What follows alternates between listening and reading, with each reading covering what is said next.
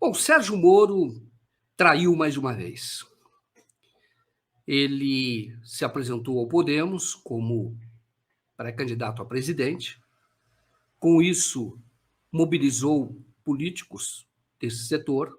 Desde que era ministro, já houve troca de partidos na expectativa de que ele se filiasse, em algum momento, ao Podemos para que se candidatasse à presidência. Como as pesquisas mostram, ele não tinha chance.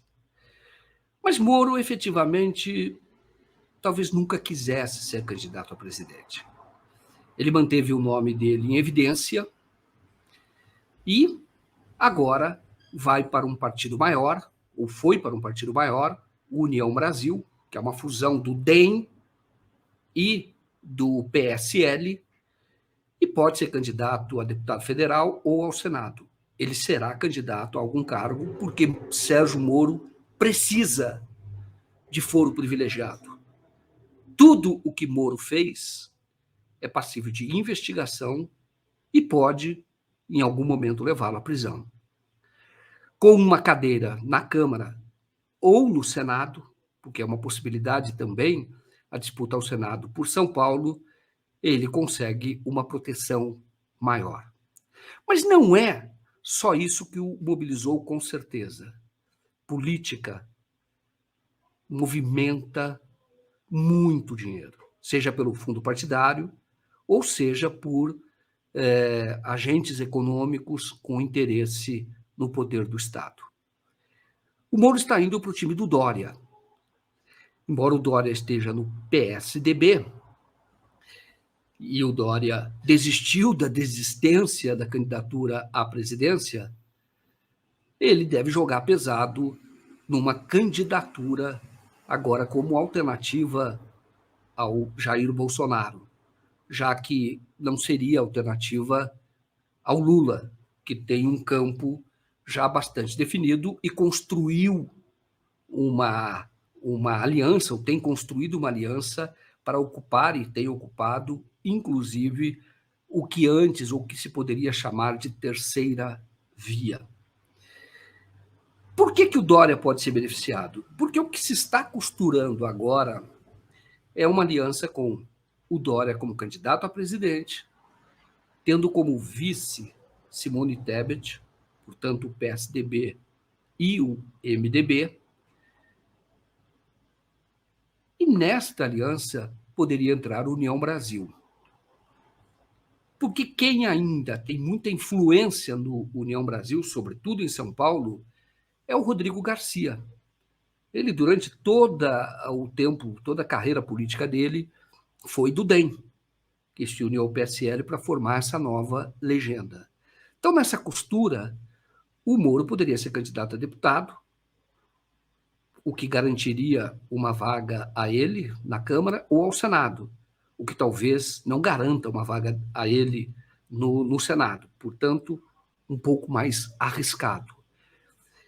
Mas tudo indica que ele estará no time do Dória. Este é o movimento, é isto que precisa ser compreendido. Um outro ponto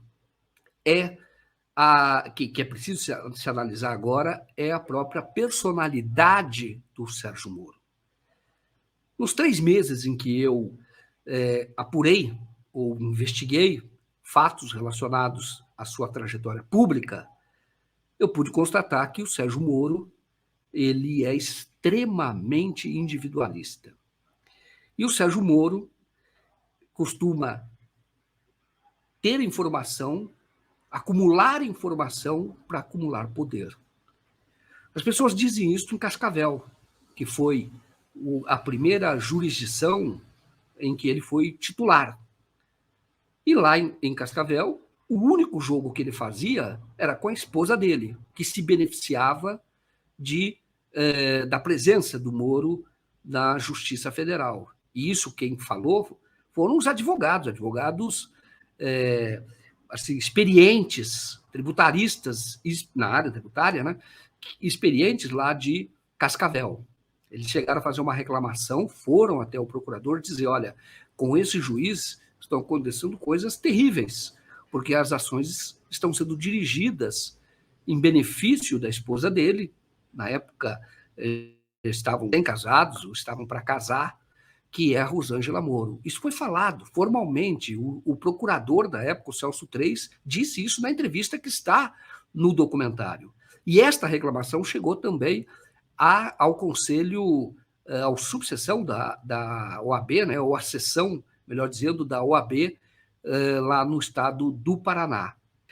Uma outra característica é que ele tinha informações sobre colegas, não usava essas informações formalmente, mas fazia os colegas saberem que ele tinha essas informações.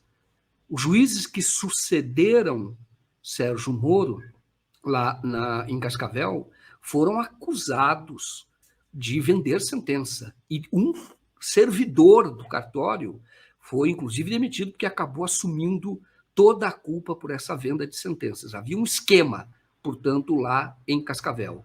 Então, Moro, ele sempre agiu de maneira, vamos chamar assim, a preservar os seus interesses, não é ostensivo, não é publicamente ostensivo, mas tem uma atuação que alguns poderiam considerar como inescrupulosa.